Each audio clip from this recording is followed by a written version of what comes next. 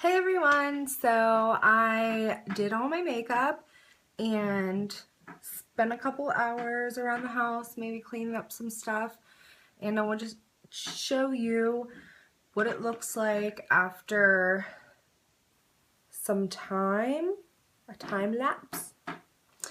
So, again, on this side I have Revlon Photoready, and on this side I have Fit Me from Maybelline.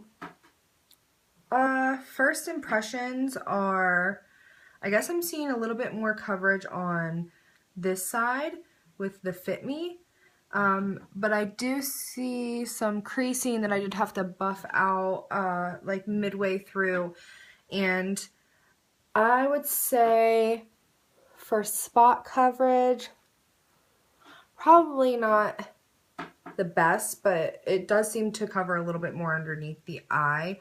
On this side, I would say not as great of coverage on the under eye as this. So I would say a big nay for Photoready for under the eye. But I did see that it does cover a little bit better for blemishes, more so than under eye. So I would say Fit Me is good for the under eye. Still not as much coverage as I do like, just because I do like to have that bright under eye that looks youthful and don't like to see those dark circles that I have. Overall, let's move to the foundations. So on this side, I did do the 25 hour, and then on the left side, if I can find it, I did the Infallible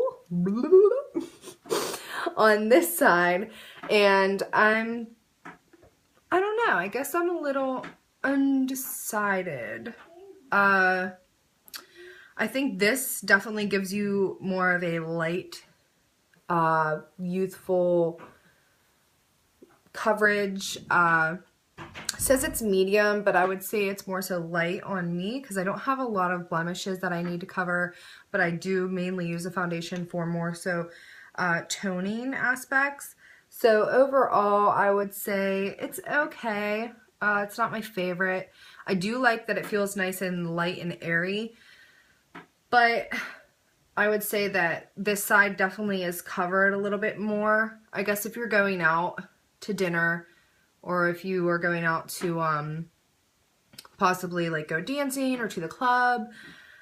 Not that I do any of those things, but I would say that this is probably your best bet. If you don't need a heavy coverage, I would say this is your best bet. It does still cover well, but it's just not enough coverage if you were to have a lot of acne or a lot of spots that you need to cover up. So I mean, you can see yourself. You can tell that the under eye on this side isn't covered as well. And I will say I did apply them for the third time after my first video. So I applied my under eye concealers 3 times, and I only applied these once. And then I did a Stay Matte powder from Rimmel London over them. So I'm giving the 25 hour a big win for heavy coverage or medium to heavy coverage, full coverage foundation. And this is a big win if you like a lighter coverage, especially if you have like an oily skin. I would say that this probably works a little bit better just because it did tend to feel a little dry on my skin, and you can probably see how dry it is. This is probably a little bit better if you do have dry skin, because it seemed to moisturize my skin on that side more than this one did. So I would say oily, light coverage, dry, heavy coverage, if that makes any sense. So yeah, that is the overall process. I do say there are many other products that I want to try. I do want to try the Age Rewind concealer and foundation. That seems to be pretty popular on YouTube. So, you know, give me a thumbs up. Tell me if you have any feedback or if you recommend anything for my dry skin for full coverage. I know a lot of people might say, oh, you don't need it, but for my under eyes, I do prefer to have heavy coverage. And sometimes I do get stressed acne around my jawline as well. So if you have any recommendations or any feedback for me, or if you would want to comment on anything or have any more questions about the products, I have a whole array of products. And last thing that I want to add is I did get this Sephora 10-hour wear foundation. And this stuff sucks. It was $30. It's horrible. I spent as much on this that I spent on all 4 of those products put together. So don't recommend this product. I got oil-free light 05 porcelain, and it's just not good. It doesn't cover well.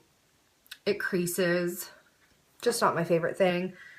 I have so many different foundations. I have True Match that I used to use all the time.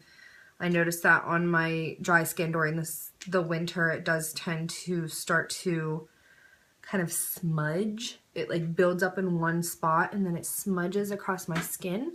So that's why I kind of stopped using that. I might go back to it during the summer, but the big issue is it's so light that by the time summer comes around, I look like a ghost if I try to use it. So I just haven't really been using that much. I'll probably come back with another tutorial or another review on the Age Rewind because I just really want to try it. I want to find something perfect for my under eyes. So again, thanks for watching, and my name's Coralie from Pinup Possibilities, and if you have any questions, follow the link below. And there are plenty of other YouTube videos that I do on hair as well, so just pay attention and subscribe to my videos.